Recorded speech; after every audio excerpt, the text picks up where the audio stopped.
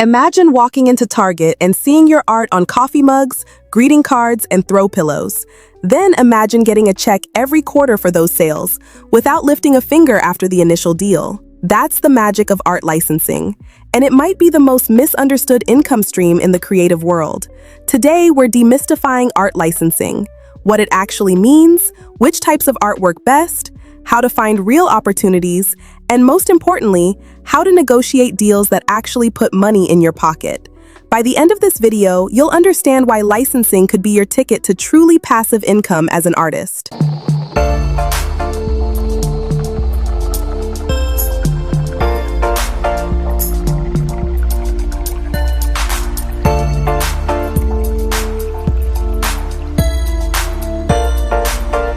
Let's start with the basics, because licensing is one of those terms that gets thrown around without anyone really explaining what it means. Picture Emma, a watercolor artist who painted a beautiful floral design for her own enjoyment. A greeting card company sees her work on Instagram and offers to license that design. What does this actually mean? Simply put, licensing means Emma is renting out her artwork. She keeps the original and the copyright, but she gives the greeting card company permission to use her design on their products for a specific period of time, in specific ways, for specific payment. Exclusive versus non-exclusive. Exclusive licensing means only that one company can use Emma's design, and they'll pay more for that exclusivity. Non-exclusive means Emma can license the same design to multiple companies as long as they're not direct competitors. Geographic and product limitations. A licensing deal might be for greeting cards in North America or home decor items worldwide. The more limited the scope, the more Emma can license that same design elsewhere. How payment works. This is where it gets interesting. Emma might get an advance, say $500 up front, plus royalties of 5 to 10% on each item sold. If the company sells 10,000 cards at $3 wholesale, Emma earns $1,500 to $3,000 in royalties on top of her advance. License terms. Most licensing deals are for 2 to 5 years with options to renew. This gives companies time to market and sell products while giving artists their rights back eventually. Here's why this is powerful. Emma created that floral design once. With licensing, it can generate income for years across multiple product categories and companies. One design, multiple revenue streams, minimal additional work. What licensing isn't. You're not selling your art permanently. You're not giving up all rights. You're not limited to one deal per artwork. Think of it like renting out a house. You still own it, but someone else pays to use it. Not all art is created equal when it comes to licensing. Some styles and subjects are licensing gold mines, while others barely get a second look from companies. Let's break down what actually works. Patterns and repeatable designs. This is the holy grail of licensing. Floral patterns, geometric designs, animal motifs that can tile seamlessly. Why? Because one pattern can work on everything from fabric to phone cases to wallpaper. A surface pattern designer I know licensed a single botanical pattern that ended up on products from 3 different companies: notebooks, scarves, and kitchen towels. Seasonal and holiday art. Companies are always hunting for fresh Christmas, Halloween, Valentine's Day, and seasonal designs. The key is thinking beyond obvious holiday symbols. Instead of generic Christmas trees, maybe cozy winter scenes or elegant typography with holiday messages. Lifestyle and motivational themes. Think wellness themes, motivational quotes with beautiful typography, mindfulness imagery. These work especially well for home decor and stationery, animals and nature. Cute animals, especially in stylized or whimsical styles, are licensing favorites, but avoid ultra-realistic wildlife art. It's harder to reproduce well on products. Think more greeting card cute than National Geographic. What companies look for? Clean, clear designs that reproduce well at small sizes.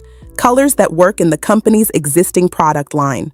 Art that matches current trends. Right now, that's often earthy tones, minimalist styles, and hand-lettered typography. What doesn't license well? Highly detailed fine art, very dark or moody pieces, anything too niche or personal, overly complex designs that won't read well when shrunk down to fit on a mug or phone case. The adaptation mindset. Sometimes your existing art needs tweaking for licensing. That detailed landscape painting might work better as a simplified, pattern-ready version. Your portrait style might translate beautifully to cute character designs for kids' products. Think like a product designer. What would look good on a t-shirt? What design would make someone choose one notebook over another? What art would make a perfect phone case? If you can answer those questions with your work, you're thinking like a licensable artist. All right, so you've got licensable art. Now what? This is where most artists get stuck, thinking licensing opportunities will magically find them. Spoiler alert, you've got to do some hunting. Art licensing agents. Think of them as your art's talent agents. Companies like Creative Connection or Art Licensing International represent artists to manufacturers. They have existing relationships and know what companies need. The downside? They take 40 to 50% commission. The upside? They do the heavy lifting of finding opportunities and negotiating deals.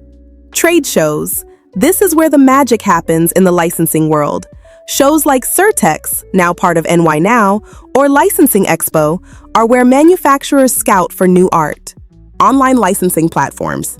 Websites like Art of Wear, Pattern Bank, or even Etsy's wholesale platform connect artists with manufacturers. These are lower barrier to entry, but also more competitive. Instagram and LinkedIn are gold mines for connections. Follow companies that make products you'd want your art on. Engage with their posts. Look for art directors and licensing managers. Start with a DM or email. Direct outreach. Research companies whose aesthetic matches your work, find their art director or licensing contact, and send a professional email with a small portfolio. Success rates are low, but when it works, it really works. Plus, you keep 100% of the licensing fee. Your professional presence? Companies need to find you too.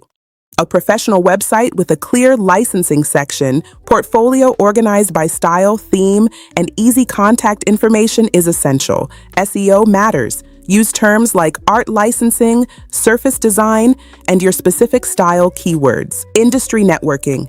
Join organizations like LIMA, Licensing Industry Merchandisers Association, or surface design groups. Attend virtual events, join Facebook groups where art directors hang out. Participate in online design challenges that companies sponsor. The long game. Licensing isn't a quick win. It's about building relationships, staying visible, and being ready when opportunities arise. Some artists spend years building their licensing business, but once it takes off, it can provide substantial ongoing income. Getting a licensing inquiry is exciting, but knowing how to negotiate a deal that actually pays well, that's where the real money is. Understanding the money. Most licensing deals have two parts: an advance against royalties and ongoing royalty payments. The advance might be $500 to $5,000, depending on the company and exclusivity. Royalties typically range from 3 to 10% of wholesale prices. A $500 advance against 5% royalties means you don't see additional money until your royalties exceed that $500. What's negotiable? Almost everything. The advance amount, royalty percentage, length of the license, geographic territories, product categories, and exclusivity terms. Don't just accept the first offer. Companies expect some back and forth. Red flags to avoid. Companies asking for exclusive, worldwide rights to all your work for tiny payments. Deals with no advance and unrealistic royalty promises. Contracts that transfer copyright instead of just licensing rights. Any company that asks you to pay upfront fees, legitimate companies pay you, not the other way around. What good deals look like. A recent deal I heard about involved a surface designer licensing a floral pattern for home textiles. $2,000 advance, 6% royalties, 3-year term, non-exclusive for that product category. The pattern ended up on bedding, curtains, and throw pillows, earning an additional $8,000 in royalties over 2 years. Key contract terms. Always insist on approval rights for how your art is used. Include termination clauses if minimum sales aren't met. Specify exactly which products and territories are included. Get regular sales reports so you can track your royalties. This is why advances matter. They guarantee some minimum payment. Understanding royalty. Math. If a company sells 1,000 throw pillows with your design at $15 wholesale, your 6% royalty equals $900. Sounds great until you realize they might only sell 200 pillows in a year, earning you $180. This is why advances matter. They guarantee some minimum payment. Building a licensing portfolio. Instead of relying on one big deal, successful licensing artists build portfolios of smaller deals. 5 companies each paying $1,000 to $3,000 annually creates a nice base income. Plus, this diversifies your risk if one company stops selling your designs. If you're negotiating deals worth more than a few $1,000s, consider hiring an entertainment lawyer for contract review. The cost is usually worth avoiding costly mistakes in contract terms. Remember, companies need your art more than you need any individual deal. Here's your art licensing game plan. Understand that licensing means renting your art, not selling it. Create work that translates well to products, patterns, seasonal themes, and lifestyle-friendly designs. Actively hunt for opportunities through agents, trade shows, social media, and direct outreach. And always negotiate from a position of knowing your worth. Licensing isn't a get-rich-quick scheme, it's a long-term business strategy. Your first deal might take months or even years to land, but once you're in the system and companies know your work, opportunities multiply.